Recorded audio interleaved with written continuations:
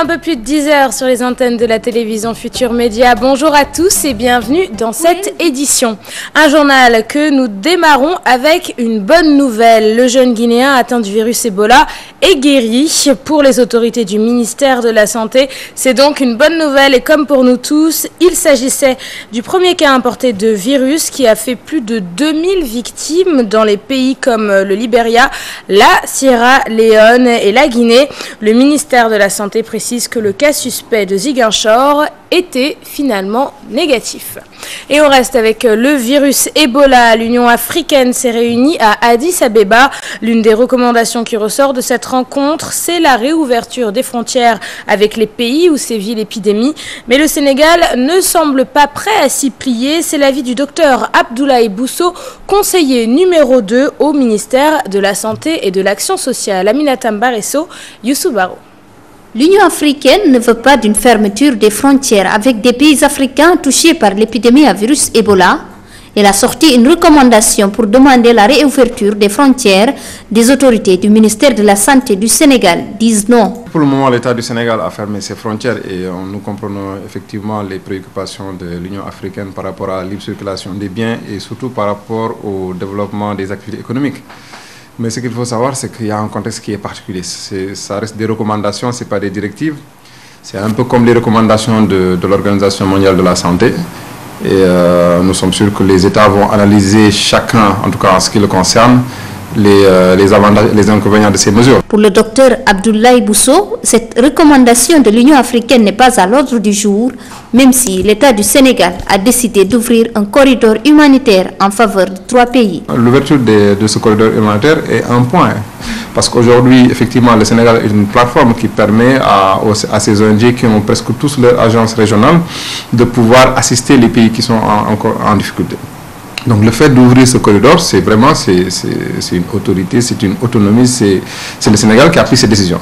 C'est vrai que les organismes ont fait la demande, ont demandé au Sénégal de leur permettre de le faire. Et le Sénégal, sur le principe, accepte de le faire. Le Sénégal poursuit sa campagne de lutte contre toute propagation du virus Ebola. Au même moment, l'Union africaine cherche des stratégies à l'échelle de l'épidémie, une façon d'éviter une crise économique et alimentaire dans les 3 pays africains frappés par l'épidémie à virus Ebola. Et suite à la déclaration de leurs autorités, à la décision plutôt de leurs autorités d'offrir des kits d'hygiène aux techniciens de surface afin de se protéger du virus Ebola, eh bien la mesure est effective sur le terrain. Cependant, certains techniciens de surface se débrouillent avec les moyens du bord en attendant de recevoir leur kit. Salimata Aoussek et Tierno Laurent Mendy. Distribution de kits d'hygiène sur le terrain, les techniciens de surface saluent cette initiative mais demandent plus. Distribuer ces produits, c'est bien, mais les autorités doivent penser à des vaccins, c'est mieux. La maladie hémorragique à virus Ebola, c'est quand même grave. Trouvée chez elle, Adama revient du travail. Elle n'a pas encore reçu de kit, mais apprécie l'idée. C'est une bonne chose, mais moi je n'ai pas encore reçu mon kit. C'est la première fois qu'ils font ce geste et c'est seulement pour la maladie Ebola, je pense. Gora, lui, demande aux autorités d'élargir la distribution. Je n'ai encore rien vu, mais il doit faire vite. Nous sommes exposés. La distribution doit être élargie. Tous les agents doivent avoir ces kits en même temps. Parce que bon, avec le premier cas importé du virus Ebola au Sénégal, tout le monde est aux aguets. Les techniciens de surface, eux, veulent que cette action soit pérennisée. Parlons justice à présent. Samuel Sarr devant le juge ce matin. L'ancien ministre Soumaître Abdoulaye Wade est poursuivi pour offense au chef de l'État. Nous vous en dirons plus dans nos prochaines éditions. Procès Karim Wade à présent ce mardi. L'ancien directeur général de l'agence des aéroports du Sénégal, Mbaye Ndiaye, a passé la matinée à la barre pour répondre aux différentes parties constituées pour ce procès. Mbaye Ndiaye a dit ne pas être au courant de la dette de 9 milliards de francs CFA de sa société, mais assume le recrutement des 20 agents de l'ANOCI aux ADS. Et au tribunal et en ligne avec nous comme tous les matins, Adia Tala. Adia, bonjour. Bonjour Léa Souké. Adia, que va-t-il se passer ce matin? Pour ce Ce matin, Pierre Agboba, ancien président du conseil d'administration des AVS, va repasser à la barre. Hier, à la suspension de l'audience à 18h, le substitut du procureur spécial de la CREI avait listé une vingtaine de questions qui lui restaient à poser aux prévenus. Ensuite, ce sera au tour des avocats de la défense et ceux de la partie civile de prendre le relais des interrogatoires.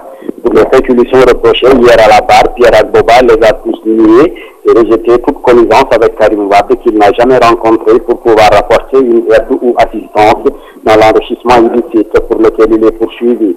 Selon les prévenus, seul avec Ibrahima Abou Khalil Bourgi, il a eu à collaborer et c'était dans le cadre de la mise en place des AHS.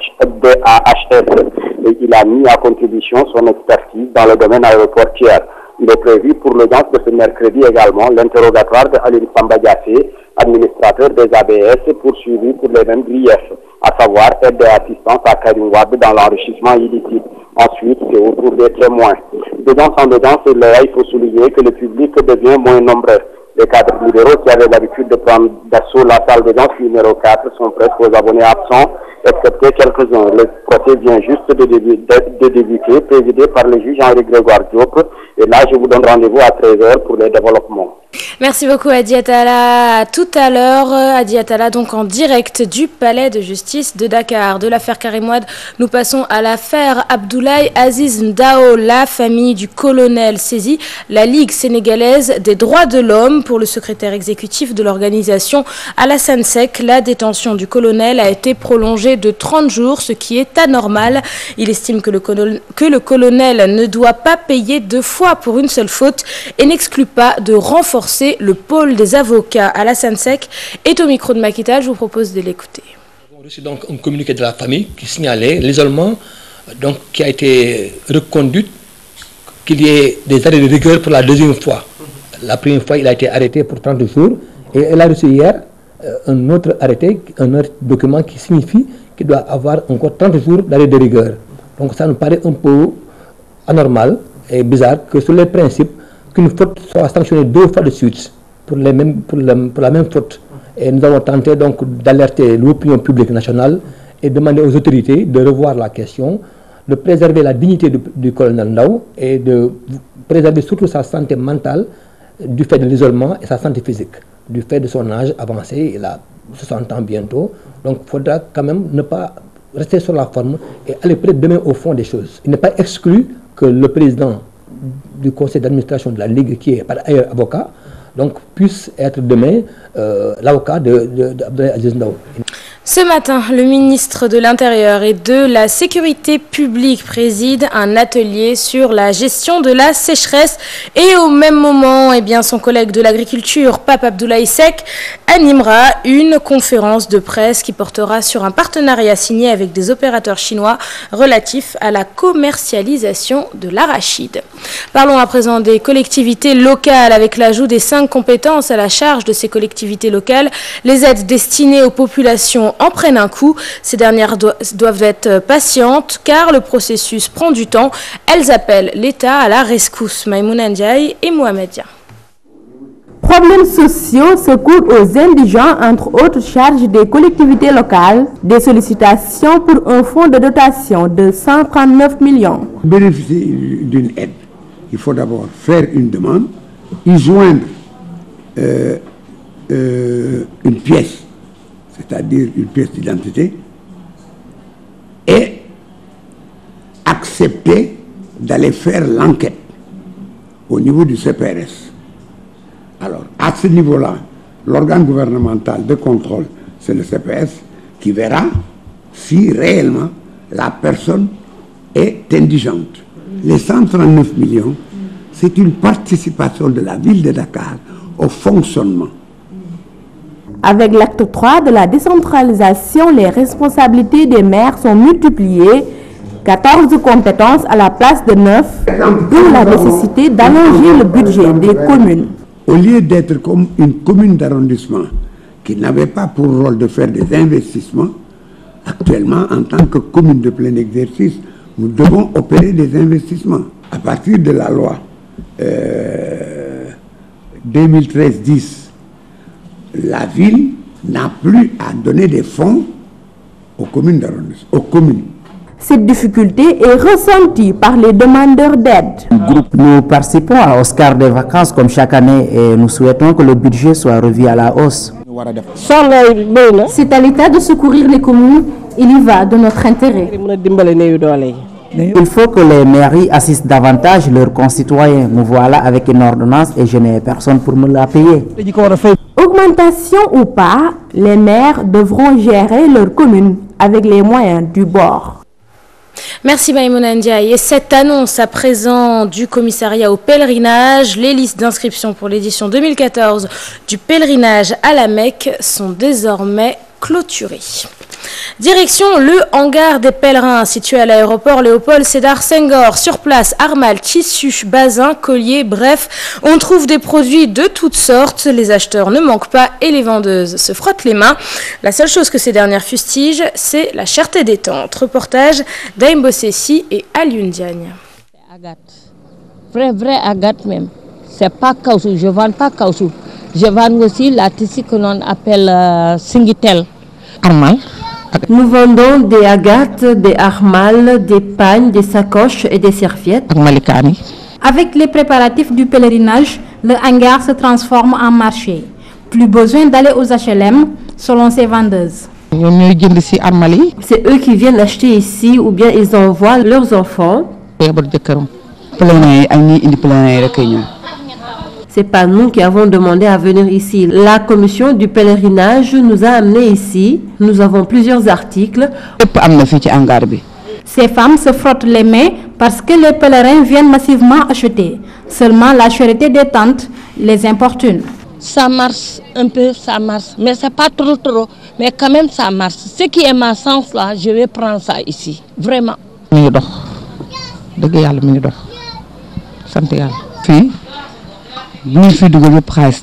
On a investi de l'argent dans ces tentes parce qu'on veut travailler. De petits commerces au milieu du hangar, pèlerins et vendeurs sont obligés de se côtoyer. Ceci jusqu'à la fin du pèlerinage. Et tout de suite, direction le Botswana où va se jouer ce soir le match en Sénégal-Botswana. Et en ligne avec nous, notre envoyé spécial, Chertidiane Diao. Chertidiane, bonjour. Bonjour Léa Gaï. Cher Tidiane, vous êtes finalement bien arrivé à Gaborone après moult périples, là où va se dérouler le match qui compte pour la deuxième journée des éliminatoires de la CAN 2015. Alors, cher Tidiane, quel est l'état d'esprit des Lions aujourd'hui? L'état d'esprit des Lions, je pense qu'ils sont là bien décontractés. Parce que là où je te parle, je suis à l'hôtel des Lions. On est à 7 heures de temps du coup d'envoi de ce match. Et il n'y a pas une demi-heure de cela.